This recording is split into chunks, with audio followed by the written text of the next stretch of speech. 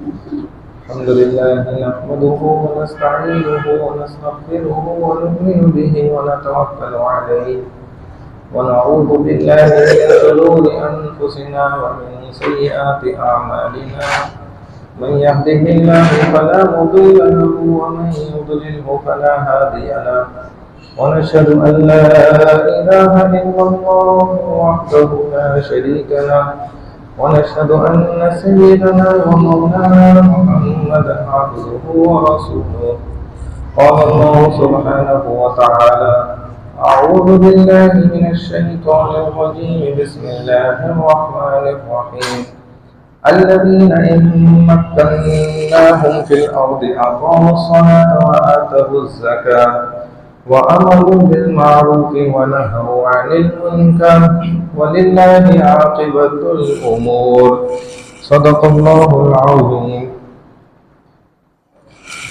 وفا کے خوگر وفا کریں گے یہ طے ہوا تھا. جب پاکستان بنا تو سب نے یہ نیت کری اور ارادہ کیا کہ وفا کے خوگر وفا کریں گے یہ طے ہوا تھا. وطن کے خاطر جیے مریں گے یہ طے ہوا تھا. بوقت ہجرت قدم اٹھائیں گے جو سوئے منزل، یعنی کہ وطن جو ہمارا منزل ہے اس طرف اس جانب جاتے ہوئے جب بھی ہمارے قدم اٹھیں گے تو بیچ رستے میں دم نہ لیں گے یہ طے ہوا تھا. یعنی کہ رکنا پھر نہیں ہے، پھر چلتے چلے جانا. چہار جانب بہار آئی ہوئی تھی لیکن بہار کو اعتبار دیں گے یہ طے ہوا تھا. یعنی اس کو فوقیت دی جائے گی. تمام دیرینہ نسبتوں سے گریز کر کے نئے وطن کو وطن کہیں گے یہ طے ہوا تھا. بہت سے علماء بھی بڑے بڑے ججر وطن بنانے کے خلاف تھے، لیکن اس وقت ان کی رائے بہت حد تک درست تھی. جب وطن بنا تو پھر وہ خود اپنی رائے سے جو ہے پلٹ گئے. انہوں نے کہا نہیں اب صحیح ہو گیا، لہذا ہم بھی ہجرت کریں گے اپنے وطن کی طرف. تو تمام دیرینہ نسبتوں سے گریز کر کے نئے وطن کو وطن کہیں گے یہ طے ہوا تھا. خدا کے بندے خدا کی بستی بسانے کو، خدا کے بندے خدا کی بستی بسانے والے خدا کے احکام پر چلیں گے یہ طے ہوا تھا. ہمارا اس وطن کو حاصل کرنے کا مقصد کیا تھا کہ یہاں پر ہم اللہ کے حکم پر زندگی گزاریں گے. اور وطن کہتے بھی اسی کو ہے جو جگہ انسان کو پسند آئے، اس میں پسند آنے کا عنصر شامل ہے. صرف رہنے کا عنصر شامل نہیں ہے بلکہ اس جگہ کو پسند آنا بھی اس کے لیے ضروری ہے. تو خدا کے بندے خدا کی بستی بسانے والے خدا کے احکام پر چلیں گے یہ طے ہوا تھا. بغیر تخصیص پست و بالا ہر ایک مقام میں دیے مساوات کے جلیں گے یہ طے ہوا تھا. یعنی کہ ہمیشہ برابری کی جائے گی. کسی بھی الجھن میں رہبروں کی رضا سے پہلے جو ہمارے سیاسی حکمران ہوں گے نا، اوپر بیٹھے ہوئے تخت پر سیٹوں پر قابض، یہ جب کوئی فیصلہ کرنے لگیں گے نا تو ملک بنتے ہوئے یہ فیصلہ کیا گیا کہ کسی بھی الجھن میں رہبروں کی رضا سے پہلے عوام سے اذن عام لیں گے یہ طے ہوا تھا. یعنی کہ یہ جو عوام ہوتی ہے نا، اس سے پوچھا جائے گا کہ بتاؤ بھائی یہ تمہارے لیے قانون صحیح ہے، یہ تمہیں کوئی تکلیف تو نہیں دے گی چیز. یہ ہر بات ان کا فیصلہ اور قانون بننے سے پہلے عوام سے اذن عام لیں گے یہ طے ہوا. ابھی تو عوام کو پتہ ہی نہیں ہوتا کیا قانون بن گیا. ابھی پچھلی حکومت میں جو ایک خطرناک قانون بنا تھا، اگر میں کسی ایک سے بھی ادھر پوچھوں نہیں بتا سکے گا کہ جس قانون کے تحت اوقاف کی جگہ ان کی ملکیت میں چلی گئی حتیٰ کہ اس قانون کے تحت کسی زمین پر اگر اللہ کا گھر مسجد بھی ہوگی تو وہ توڑ سکتے ہیں، اور آپ کے سامنے اس کا اثر دیکھیں، ابھی کچھ نظر بھی آئے، یہ قانون پچھلی اس میں بنا۔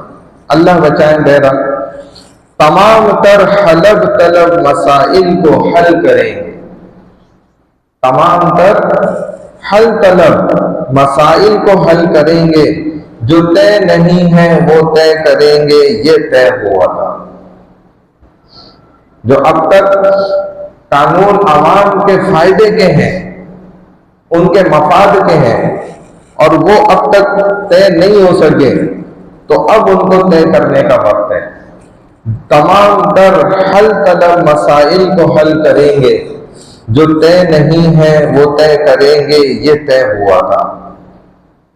میں نے اصل میں بھی عرض کیا، دو ریاستیں ہیں اس دنیا میں جو کلمے کی بنیاد پر بنی، ایک ریاست مدینہ اور دوسری ریاست پاکستان۔ ان دونوں ریاستوں کا وجود یہ لا الہ الا اللہ محمد الرسول اللہ کی بنیاد پر بنا۔ آج ہم نے اس بنیاد کو پرچھ سے اڑایا، توڑ دیا۔ ہمارے بچے 14 اگست کیسے منا رہے ہیں؟ آپ تھوڑا سا باہر نکلیں، آپ کے سامنے نظارہ ہے سارا، آپ خود دیکھ رہے ہیں کہ بچے موٹر سائیکل کے سیلنسر نکالے ہوئے، ون ویلنگ کر رہے ہیں، اور درمیان روڈ اتنی تیز رفتاری میں وہ گرتے ہیں، اور نہ ہیلمٹ نہ کچھ، اور سر پہ چوٹ لگتی ہے اور مر جاتے ہیں، اور یہ حرام موت ہو جاتی ہے، کیونکہ یہ خودکشی کری ہے انہوں نے، یہ خودکشی کے مانند ہے۔ اللہ بچائے، بہرحال یہ خطرناک چیز ہے۔ تو یہ بڑا اس چیز سے نا احتیاط کرنے کی ضرورت ہے۔ پاکستان بنا کس دن آپ سب جانتے ہیں، 27ویں شب۔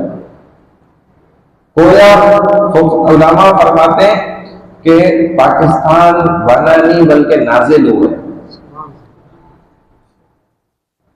تنزل الملائکۃ والروح فیہا بإذن ربہم من کل امر سلام ہی حتی مطلع الفجر۔ 30واں پارہ سورہ قدر، انا انزلناہ فی لیلۃ القدر، اس میں لیلۃ القدر کا لفظ 3 بار استعمال ہوا ہے۔ انا انزلناہ فی لیلۃ القدر وما ادراک ما لیلۃ القدر، لیلۃ القدر خیر من الف شہر۔ اور لیلۃ القدر کے اندر 9 حروف ہیں، لام، یا، پھر لام، پھر گولتا، پھر الف، پھر لام، پھر قاف، پھر دال، پھر را۔ یہ کتنے ہو گئے؟ 9 ہو گئے۔ اور یہ لفظ آیا ہے 3 دفعہ۔ ہاں، 3 9 27۔ 27ویں شب کہتے ہیں کنفرم تھی وہ یہ رات۔ پاکستان کو بھی موقع ملا، ہندوستان کو بھی ملا کہ انتخاب کر لیں 14 یا 15 تاریخ کا، اور پاکستان نے خود انتخاب کر، اللہ نے کروائے کہ ہم 14 اگست 1947 27ویں رمضان شب لیلۃ القدر 12 بجنے کے بعد ہی اعلان ہو گیا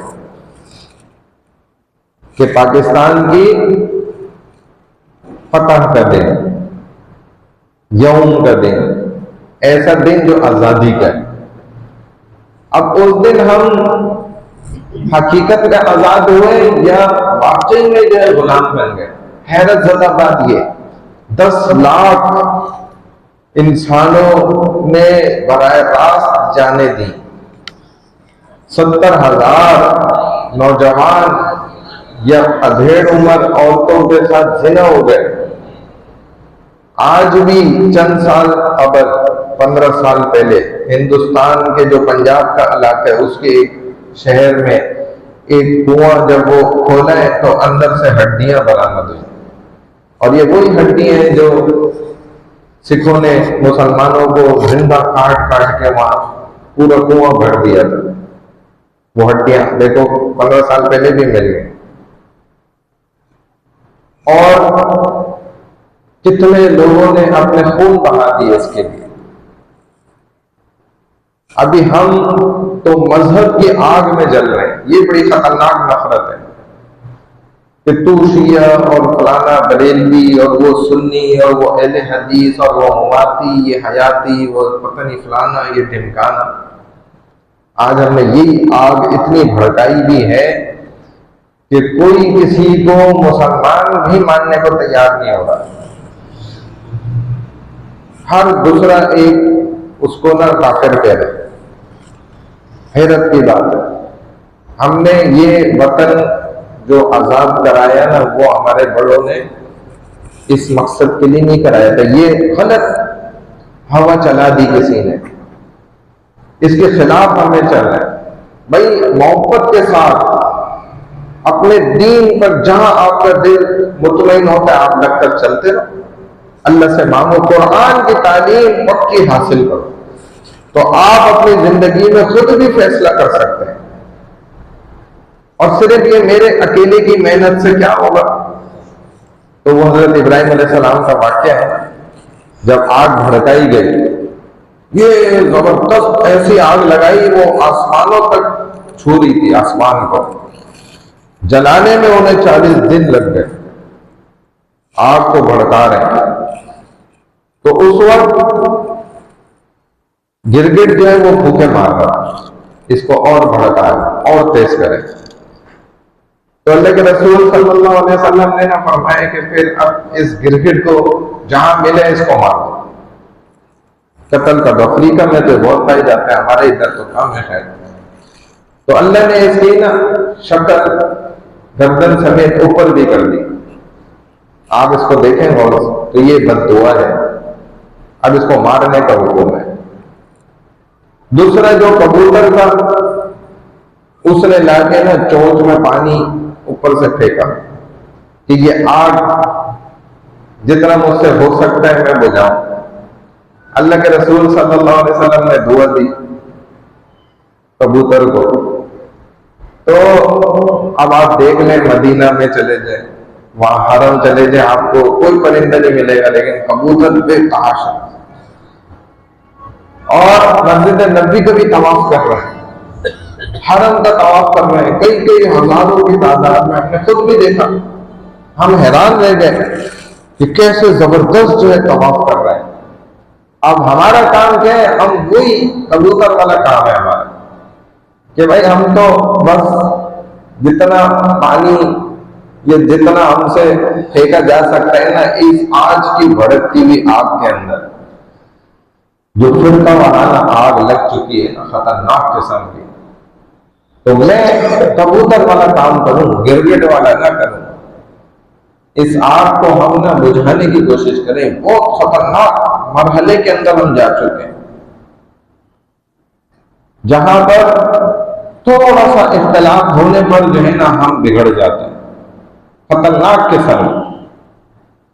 وہ شاعر نے کہا ہے نا کہ اجل ہی نہ چھوڑا نہ کسرا نہ دارا، اسی سے سکندر صفاتے بہارا، ہر ایک کر کے کیا کیا نہ حسرت سے دھارا، پڑا رہ گیا سب یوں ٹھاٹ سارا، جگہ جی لگانے کی دنیا نہیں ہے، یہ عبرت کی جا ہے تماشا نہیں ہے، یہی تجھ کو دن ہے رہو سب سے اعلیٰ، ہو زینت نرالی ہو فیشن نرالا، جیا کرتا ہے کیا یوں ہی مرنے والا، تجھے حسن ظاہر نے دھوکے میں ڈالا، جگہ جی لگانے کی دنیا نہیں ہے، یہ عبرت کی جا ہے تماشا نہیں ہے.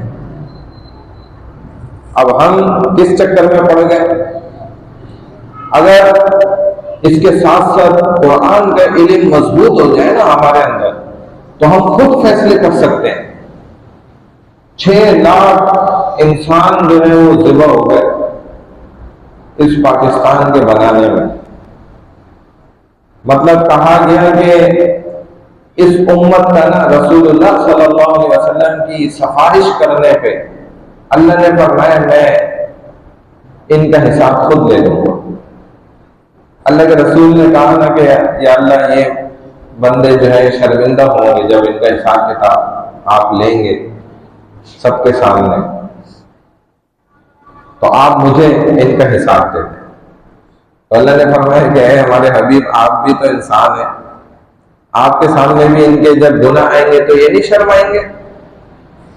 یہ تو میری آپ کی دلیری ہے، یقین کریں ہم اتنے بہادر ہو گئے ہیں، ایسے سخت ہو گئے ہیں کہ ہم جب رسول اللہ صلی اللہ علیہ وسلم کے پاس روزے پڑ جاتے ہیں تو ہم وہاں سے گزر بھی جاتے ہیں۔ یہ بڑی حیرت کی بات ہے، ورنہ کتنے اللہ والے ایسے ہیں کہ وہ بس ادھر ان کے پیر رک جاتے ہیں، وہ نہیں جا پاتے۔ جاریوں کو گھورنا یہ تو بڑی اور خطرناک بات ہے، ان کی ہمت ہی نہیں ہو پاتی، یا رسول اللہ ہم آپ کے سامنے کیسے آئیں، پیش ہی نہیں ہو پاتے۔ صحابہ نبی علیہ الصلوۃ والسلام کی زندگی میں وہ کام جایا کرتے تھے، کہتے ہیں کہ آپ سے ملنے جو شخص آ رہا ہوتا تھا نا، 4 مہینے کی اس زمانے کے اعتبار سے مسافر کی سفر کی دوری پہ ہوتا تھا، اور رسول اللہ صلی اللہ علیہ وسلم کی ہیبت اس پر طاری ہو جاتی تھی وہیں سے۔ تبھی تو وہ کافر نے جب تلوار تانی آپ کے اوپر اور کہا کہ آپ بتاؤ تمہیں کون بچائے گا مجھ سے، تو نبی علیہ السلام نے ایک زوردار آواز میں کہا کہ اللہ، تو وہ ایسے کانپا تلوار گر گئی، اس کی کب تک ہی نہیں ختم ہوئی تھی۔ نبی علیہ السلام نے وہ تلوار اٹھائی اور اس کے اوپر تان کے کہا اب تو بتا کون بچائے گا مجھ سے، اب وہ تو خاموش۔ نبی علیہ السلام نے اس کو تو قتل نہیں کرا، وہ مسلمان ہو گیا۔ تو آپ کا روح اور دبدبا بڑا زبردست تھا زندگی میں بھی اور اب بھی۔ یہ صرف اس چیز کو اللہ والے سمجھتے ہیں کہ کس انداز میں ندامت اور شرمندگی سے اور اپنے گناہوں کو سوچتے ہوئے رسول صلی اللہ علیہ وسلم کے روزے کہ دور سے جو ہے نا وہ کیسے گزرتے ہیں، یہ ان کو اس چیز کا اندازہ ہے کہ یا رسول اللہ ہم تو آنکھیں اٹھانے کے قابل نہیں آپ کے سامنے۔ بہرحال جو رسول اللہ صلی اللہ علیہ وسلم کی اصل تعلیمات ہیں ہم ان سے بڑے دور ہو گئے۔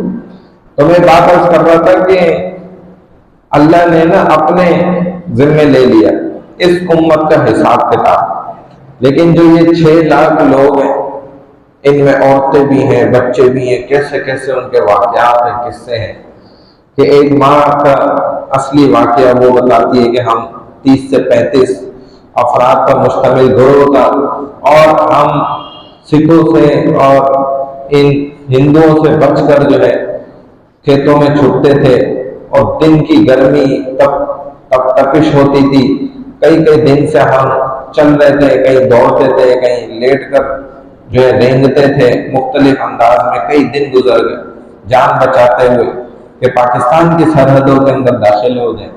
اور اسی اسنا میں ایک دستہ ہمیں فوجیوں کا نظر آیا، تو ہم کھیتوں میں چھپے تھے، دودھ سوکھ چکا تھا، ماں بتاتی ہے میرا بچہ دودھ پیتا چھوٹا تھا، بھوک سے بلبلا رہا تھا، گرمی الگ تھی، تپش الگ تھی، اتنے دنوں کی بھوک الگ تھی، تو وہ رو رہا تھا۔ میں اس کو خاموش کراتی رہی، کوشش کرتی رہی کہ کہیں ان فوجیوں کو آواز آ گئی تو یہ پورا 30 سے 35 افراد کا جو دستہ ان سب کو مار دیں گے اس ایک بچے کے چکر میں۔ تو ماں کہتی ہے میں نے اس کا منہ دبایا آواز روکنے کے لیے، بہت کوشش کری، لیکن آخر جب بچہ ہے وہ اس کو کیا سمجھا سکتا ہے کوئی، تو ذرا سی تکلیف میں آئے گا تو روئے گا۔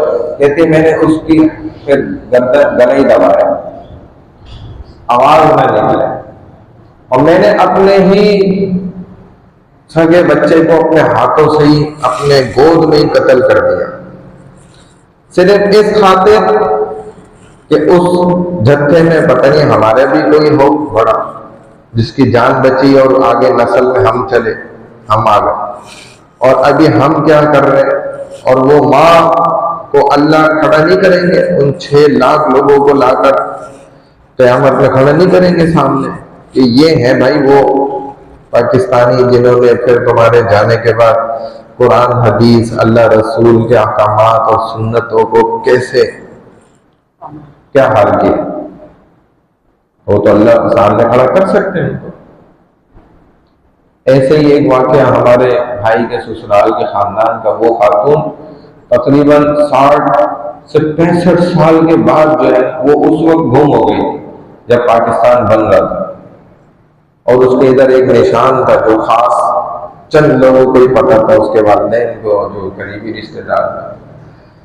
اور 60 سے 65 سال بعد یہاں کسی شادی میں، پتہ نہیں سکھر میں وہ شادی ہو رہی تھی یا کراچی میں، تو جو عورتیں باتیں کر رہی تھیں تو وہ بات نکلی تو اس نے علاقہ بھی بتایا وہاں سے، اور فلانے گھرانے سے خاندان والے یہ ذات تھی، اور میں ایسے گم ہوئی تھی جو مجھے پتہ چلا تھا۔ 60-65 سال بعد وہ خاتون اپنے رشتہ داروں کو ملی کہ پاکستان کے بننے میں ایسے ایسے، یہ تو چند وہ واقعات ہیں نا جو ہمیں پتہ چلے، ورنہ ایسے بے تحاشا واقعات۔ تو اللہ کیا ان کو لا کے نہیں سامنے کھڑا کریں گے کہ بھائی لے لو اب ان سے حساب؟ تو ایک بڑا لمحہ فکریہ ہے یہ۔ اللہ خیر بھائی ہمیں جو ہے نا اس وطن کی جو آزادی ہوئی نا، اور ہم آزاد ہوئے، حقیقی آزادی ہمیں عطا فرمائے، کیونکہ ابھی تک ہمارے ہاں جو نظام چل رہا ہے نا وہ اسلامی نہیں ہے، مسلمان کا یہ نظام نہیں ہے، یہ اسی کی ساری بے برکتی ہے کہ اربوں خربوں ٹیکس جمع کر کے بھی ہم وہی کھڑے بلکہ اس سے پیچھے چلے گئے۔ اور یہی چیز اگر اسلامی ریاست کے اعتبار سے چل رہی ہوتی تو اس کی برکت ہی الگ ہے۔ اللہ کا نظام ہی اصل نظام ہے۔ وَمَن لَمْ يَحْكُمْ بِمَا أَنزَلَ اللَّهُ فَأُولَٰئِكَ هُمُ الْفَاسِقُونَ، اور دوسری جگہ فرمایا وَمَن لَمْ يَحْكُمْ بِمَا أَنزَلَ اللَّهُ فَأُولَٰئِكَ هُمُ الظَّالِمُونَ، اور تیسری جگہ فرمایا وَمَن لَمْ يَحْكُمْ بِمَا أَنزَلَ اللَّهُ فَأُولَٰئِكَ هُمُ الْكَافِرُونَ۔ اور جو لوگ، یہ قرآن کا فیصلہ ہے، اللہ کا فتویٰ ہے، کسی عالم کا فتویٰ نہیں بتا رہا، اللہ کا فتویٰ بتا رہا ہوں جو اللہ نے ڈائریکٹ قرآن میں دیا ہے۔ ایک دفعہ نہیں دیا، 2 دفعہ نہیں دیا، 3 دفعہ دیا، اور 3 دفعہ کے بعد آپ بھی جانتے ہیں کہ بات کیا ہو جاتی ہے، ختم۔ اس کے بعد کسی کی بات کچھ باقی نہیں رہتی، اور اللہ کے لیے تو ایک ہی دفعہ کہہ دینا کافی تھا، ہمیں سمجھانے کے لیے 3 دفعہ بات کری کہ نہیں سمجھ آ رہی تو سن لو کان کھول کے۔ اور جو لوگ فیصلے نہیں کرتے زمین پر اللہ کے فیصلوں کے مطابق، تو یہی لوگ حقیقت میں کیا ہیں؟ فاسق ہیں، گناہگار ہیں۔ اور جو لوگ اللہ کے فیصلوں کے مطابق زمین پر فیصلے نہیں کرتے تو سن لو کان کھول کر، یہی لوگ حقیقت میں ظالم ہیں۔ اور جو لوگ اللہ کے فیصلوں کے مطابق زمین پر فیصلے نہیں کرتے تو یہی لوگ کافر ہیں۔ نہ میں اللہ کے فیصلوں کے مطابق یا فیصلہ کر رہا ہوں، نہ آپ کر رہے ہیں، نہ یہ سیکٹر 4D والے کر رہے ہیں، نہ سرجانی ٹاؤن والے کر رہے ہیں، نہ کراچی والے کر رہے ہیں، پورا پاکستان نہیں کر رہا۔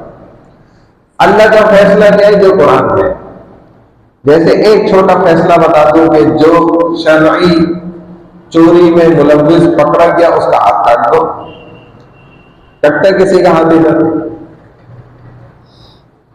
اللہ نے حکم دیا، قرآن میں موجود ہے کہ جیسے ہی کوئی معاملہ ہو جائے فوراً فیصلہ کرو، اصل فیصلہ وہی ہے، ہاتھ کے ہاتھ فیصلہ کرو، نقد کرو، گواہوں پر کرو، فوری فیصلہ۔ یہی انصاف کا